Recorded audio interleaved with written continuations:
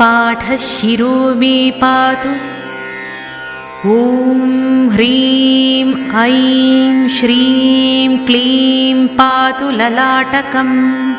सम्बोधनपदं पातु नेत्रे श्रीबगलानने।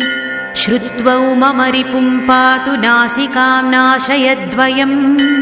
पातु गण्डौ सदा मामैश्वर्याणन्तं तु मस्तकम्। देहि द्वन्द्वं सदा जिह्वां पातु शीघ्रं वचो मम। कण्ठदेशं मनः पातु वाञ्छितं बाहुमूलकम्।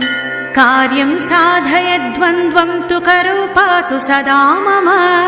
मायायुक्ता तथा स्वाहा हृदयं पातु सर्वदा।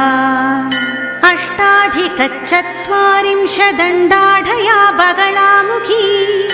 रक्षां करोतु सर्वत्र गृहेरण्ये सदा मम।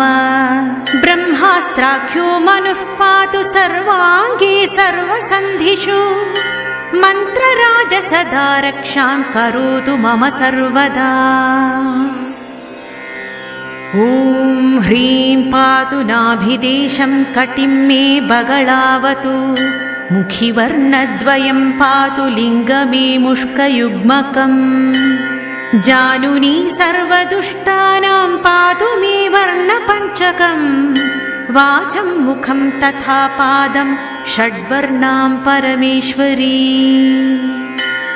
जङ्घायुग्मी सदा पातु बगला रिपुमोहिनी।